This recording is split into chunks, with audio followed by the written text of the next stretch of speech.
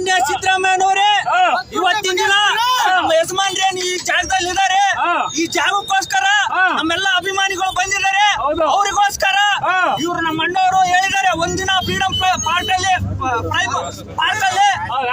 ಒಂದಿನ ಉಪವಾಸ ಸತ್ಯಾಗ್ರಹ ಮಾಡ್ತಾರೆ ಅಂತ ಹೇಳಿದ್ದಾರೆ. ಎಲ್ಲ ಅಭಿಮಾನಿಗಳು ಬರ್ತಾರೆ.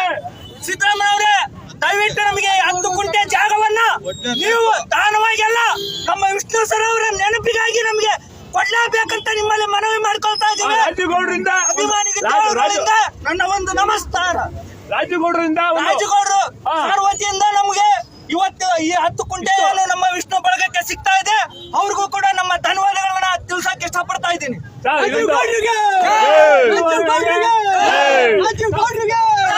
ಇಲ್ಲಿವರೆಗಾಗಿ ಅವರು ಇರೋದ್ರಿಂದ ಬರೀ ನೋವು ಕೊಟ್ಟಿದ್ರೆ ಸಾಕು. ಅವ್ರಿಗೆ ಫಿಲಂ ಇಂಡಸ್ಟ್ರಿಯಿಂದ ಹಿಡಿದು ಪ್ರತಿಯೊಬ್ಬರು ನೋವು ಕೊಟ್ಟಾರೆ ಸಾಕು.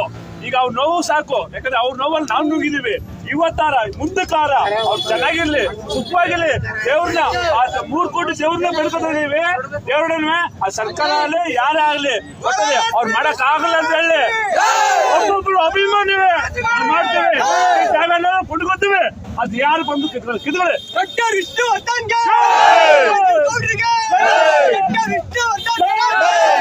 ರಾಜೀವ್ ಗೌಡ್ರಿಗೆ, ನಮ್ಮ ನಿಮ್ಮೆಲ್ಲರಕ್ಕೆ ನಮ್ಮ ವಿಷ್ಣು ಮಹಾರಾಜ್ಗೆ, ನಮ್ಮ ನಿಮ್ಮೆಲ್ಲರ ಯಜಮಾನ ವಿಷ್ಣು ಮಹಾರಾಜ್ಗೆ, ಸಚಿವ ವಿಷ್ಣು ಮಹಾರಾಜ್ಗೆ, ಕೋಟಿಗೊಬ್ಬ ವಿಷ್ಣು ಮಹಾರಾಜ್ಗೆ.